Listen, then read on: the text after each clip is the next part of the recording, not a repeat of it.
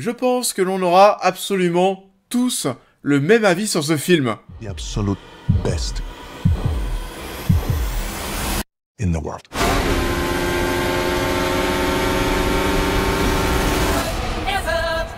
Bonjour à tous et j'espère que vous allez bien et ça me fait plaisir de vous retrouver aujourd'hui en ce mardi pour parler du film Formule 1 qui sort au cinéma ce mercredi. Et je pense que vous en souvenez peut-être, si vous regardez la chaîne, on en avait parlé vraiment tout au début de l'année dans ma vidéo des attentes de 2025. Pourquoi ça? Parce que ce film F1, c'était tout simplement ma plus grosse attente ciné de l'année. Pour ceux qui ne le savent pas, je suis passionné d'F1 et je regarde ça depuis tout petit, oui, à l'époque où ça passait même sur TF1. Donc ouais, ça remonte. Et du coup, oui, ceci explique cela. J'attendais énormément ce film. Qu'est-ce que j'en ai pensé? Est-ce que ça m'a plu? Est-ce que j'ai été déçu? C'est parti, le film F1, on en parle. F1, le film, est réalisé par Joseph Kosinski, le réalisateur de Top Gun Maverick.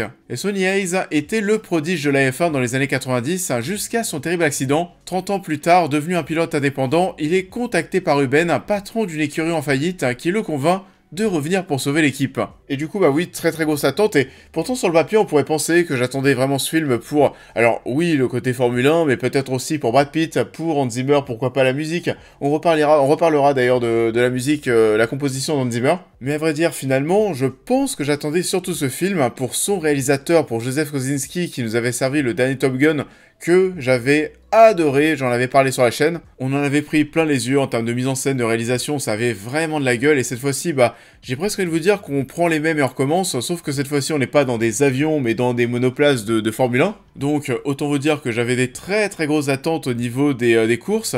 Et donc oui, c'est l'un des premiers gros blockbusters de cet été. Il y en aura plein d'autres. On a Jurassic World Renaissance qui arrive dans quelques semaines, que j'ai déjà vu. On en parlera bien sûr sur la chaîne. On a aussi Superman, les 4 Fantastiques. Enfin voilà, ça va être le combat du box-office. Et n'hésitez pas d'ailleurs à me faire vos prévisions en commentaire. Qui va gagner ce combat au box-office cet été? En tout cas, aujourd'hui, on se retrouve pour le film Formule 1. Et j'insiste sur le film Formule 1.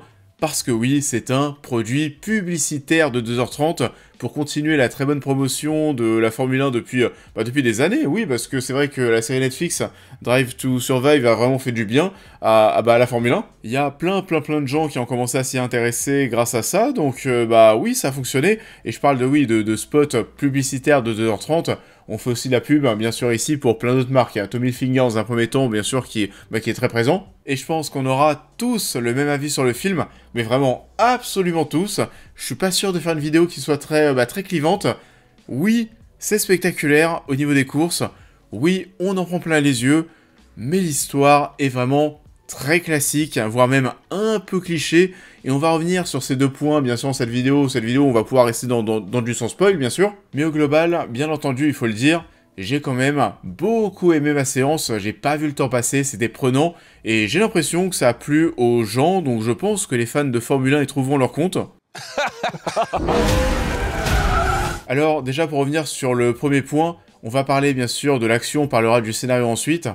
Oui, c'est spectaculaire, comme je le disais, les plans sont dingues, il y en a certains qui sont très bien trouvés. On les voyait déjà, vous savez, les plans dans la bande-annonce où on a la caméra qui va être face, vous savez, face au pilote, et la caméra qui, sur la monoplace, finalement, fait une rotation sur elle-même pour ensuite nous montrer, par exemple, la piste, ou alors parfois c'est l'inverse, on voit la piste, et puis là que la caméra tourne vers le visage du pilote. Il y a plein de mouvements de caméra comme ça, qui sont très stylés, qui sont efficaces. On est sur une réalisation, vous savez, qui va vraiment être proche des véhicules.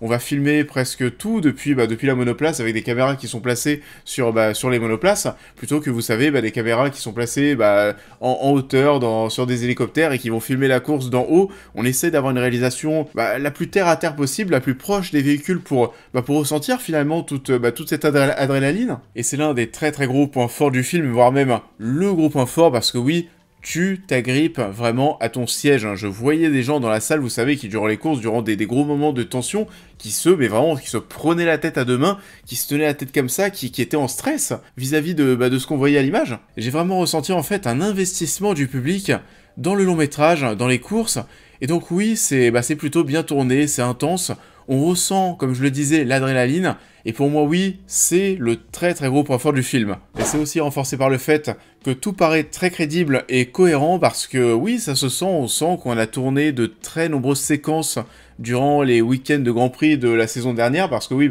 pour ceux qui ne suivent pas la Formule 1, c'est vraiment ce qui s'est passé. La F1 a vraiment ouvert ses portes au projet, donc oui, l'an passé, il y avait parfois Brad Pitt qui était là durant des week-ends de Grand Prix, et l'équipe était là pour tourner des scènes et des plans qui sont présents dans le film. Alors oui, ce côté la F1 a ouvert ses portes au projet, c'est à la fois une bonne chose et certainement aussi une mauvaise. Une bonne parce que oui, c'est cool. Oui, on a vraiment cette immersion dans la Formule 1 que l'on connaît si on a l'habitude de regarder ça chaque année. Voilà, j'ai presque envie de dire chaque week-end. Mais bon, il n'y a pas des courses en bus chaque week-end, mais bon, vous avez compris. Et c'est une bonne chose parce que ça va nous permettre de retranscrire vraiment la réalité, enfin du coup d'être plus proche de la réalité en nous montrant un environnement qu'on a l'habitude de voir. Mais par contre, je pense aussi que ça peut pénaliser le film parce qu'on va vraiment tellement s'attarder finalement sur le fait de vouloir ajouter, vous savez, des clins d'œil, de vouloir faire en sorte que les gens que l'on connaît du monde de la F1 fassent leur petit caméo par-ci par-là, que le côté grosse pub pour la F1, on le ressent, au détriment peut-être du scénario. C'est pour ça certainement que l'histoire se veut très classique. Du coup oui, comme on le disait, il y a beaucoup de plans qui ont été tournés durant les week-ends de Grand Prix de l'an passé, même si les voitures qui sont conduites par les personnages de Brad Pitt et Dawson Idris sont des F2 customisés en fait comme des Formule 1, mais voilà, c'est quand même assez impressionnant d'avoir tourné ces plans, d'avoir vraiment conduit autour des McLaren, autour des Mercedes, des Red Bull, et ça aussi d'ailleurs c'est là où c'est assez impressionnant parce que on a réussi ensuite au montage, parce que vous imaginez bien, durant les week-ends de Grand Prix, on leur a dit voilà, là vous pouvez faire 4 tours, prenez tous les plans que vous voulez, mais ensuite c'est bon, vous partez, place au Grand Prix. Et du coup, avec tous les plans qu'on a pu faire, j'ai pas envie de dire de manière aléatoire, mais quand même, parce qu'on n'a pas, vous savez, tourné un plan, on s'est dit, alors attendez, là il faut que la Red Bull soit positionnée ici, clac, coupé, ensuite on refait un plan, et puis la Red Bull, faut qu'elle soit de l'autre côté. Enfin non, je pense que vraiment, on a fait 4 tours, et puis ensuite, au montage, on a essayé de nous rendre quelque chose de plutôt crédible au niveau du déroulé de la course que l'on voulait à l'image. I will take that life, man. 1,000 times. On a capturé des moments où on peut apercevoir les pilotes durant les hymnes, durant les moments, vous savez, avant de monter dans la monoplace, où ils sont en train de se préparer, d'installer leurs écouteurs, etc. Voilà, on a capté ces petits moments qu'on place comme ça dans le film. Les pilotes ne sont pas des acteurs. Il y en a la plupart, je crois qu'il y en a même aucun qui a vraiment une réplique dans le film. Alors par contre, les personnes qui travaillent dans les écuries, des visages que l'on connaît, comme Toto Wolff, comme Fred Vasseur, etc., ont une petite réplique, mais voilà, bon, sans plus. On va aussi faire apparaître un des vrais commentateurs super connus, Roscoe, le chien Lewis. Lewis, d'ailleurs, qui est un petit peu en retrait malgré son rôle de producteur. C'est vrai que son nom est vraiment mis en avant au générique d'introduction. Et pour ceux qui ne le savent pas, oui, je suis un pro Lewis, depuis son tout premier Grand Prix en Australie. Mais bon, là, je vous parle peut-être d'une époque que vous n'avez pas connue lorsque la Formule 1 était encore diffusée sur TF1. Donc, oui, cette immersion dans le monde de la F1 nous met quand même une petite claque. Mais là où ça va moins fonctionner, ce sera sur l'histoire qui est très classique. L'histoire d'un ancien pilote qui a eu un accident et qui revient, c'est quand même du vu et du revu. On est lancé dans un scénario avec une trajectoire de film qui nous surprend très très peu, pour tout vous dire. C'est assez prévisible, même si j'ai plutôt bien aimé les personnages.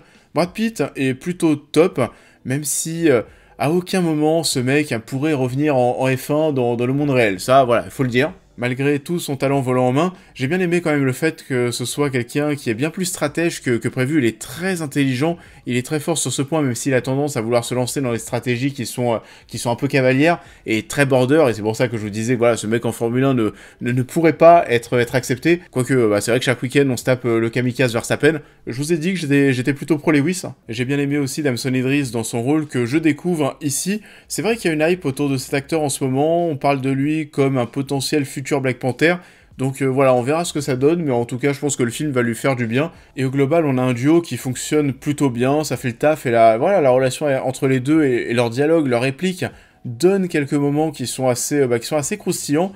C'est un choc de génération, donc là aussi on est dans quelque chose qui est un peu cliché, c'est pas forcément ce qu'il y a de... c'est pas très subtil, mais bon, encore une fois, vous l'avez compris, le scénario, il est pas là pour la subtilité. Il y a quelques moments en termes d'écriture qui sont assez gros, qui sont peu compréhensibles, même à mon sens. On va éviter de trop spoiler, mais à un moment, on va dire qu'on a un gros accident. et en quelque sorte on va essayer de faire porter le chapeau de cet accident au personnage de Brad Pitt, et tu comprends pas trop pourquoi, parce que toi tu sais, enfin tu penses que ça a l'air quand même assez clair que c'est pas de sa faute. Donc il y a des passages qui sont assez chelous, des prises de bec un peu forcées, des réconciliations là aussi qui vont être peu subtiles, mais bon, on l'a dit encore une fois, la subtilité c'est pas le fort du film, et de toute façon c'est vrai qu'il n'y a pas grand chose à raconter sur ce point parce que c'est un scénario et une histoire qui va clairement manquer de fond. On est là pour avoir son petit shot d'adrénaline durant les courses, et puis voilà, il faut pas chercher de la profondeur dans ce film F1.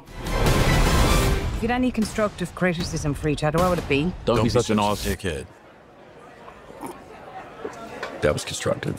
Wow. Et puis bon, comme on l'a dit et comme on va encore le répéter, bien sûr que c'est cliché, c'est le cliché, vous savez, du jeune pilote qui est trop sur son téléphone, qui est trop sur les réseaux sociaux, qui regarde sur les réseaux en fait ce qu'on dit de lui, et à côté le pilote vieux qui lui se concentre et concentré sur la course, qui est pas intéressé par tout ce qui est les conférences de presse, et il est pas suivi, vous savez, par un agent qui est là pour faire la bonne promotion de sa bonne promotion, la promotion du pilote, etc., etc. Et au rang des clichés, on a aussi certainement une romance qui est un peu inutile, avec un moment, alors là, une scène de baiser qui part, et à un moment, t'as l'impression que ça part en énorme rom-com, avec une grosse musique, vous savez, commerciale, un peu à la 50 nuances degrés, où tu dis, oh waouh, attends, dans quoi on se lance? D'ailleurs, puisqu'on parle de la musique, bien sûr qu'on va revenir sur la composition d'Hans Zimmer.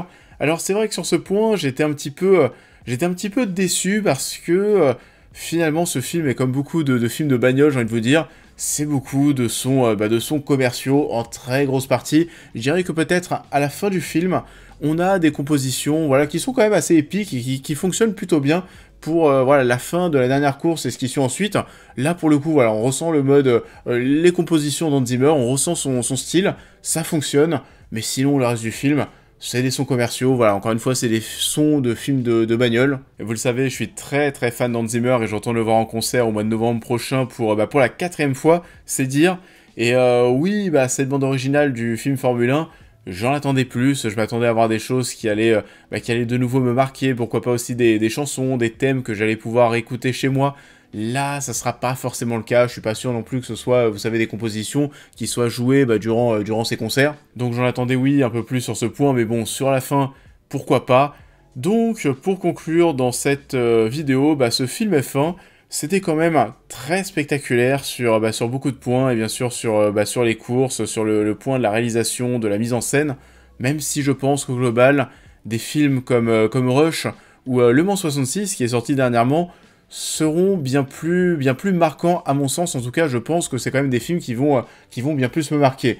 Mais ce film F1, j'ai quand même pris mon pied devant, c'était cool. Et je vous laisse maintenant me dire, vous, en commentaire, ce que vous en avez pensé. Je vous laisse, comme d'habitude, liker cette vidéo, me suivre sur tous mes réseaux, vous abonner à la chaîne YouTube, devenir membre soutien si vous souhaitez soutenir mon travail, et on va se retrouver un petit peu plus tard cette semaine pour parler des 3 premiers épisodes de la nouvelle série Marvel, Ironheart.